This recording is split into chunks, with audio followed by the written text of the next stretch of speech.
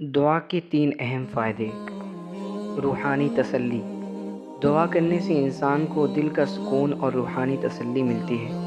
جب ایک شخص دعا کرتا ہے تو وہ اللہ کے سامنے اپنی تمام ضروریات اور مسائل رکھتا ہے اور اپنی دل کی باتوں کو بیان کرتا ہے۔ اس سے انسان کو احساس ہوتا ہے کہ وہ اکیلا نہیں ہے اور اللہ اس کی پروردگاری کرتا ہے۔ دعا کی توسط سے تغیر۔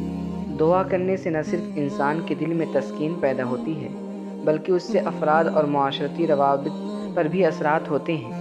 دعا کرنے والے شخص کا عمل کا کارروائیوں اور تعاملات پر اثر ڈالتا ہے اور اس کی سوچ اور عملی زندگی پر اجابت کے اثرات پیدا ہوتے ہیں۔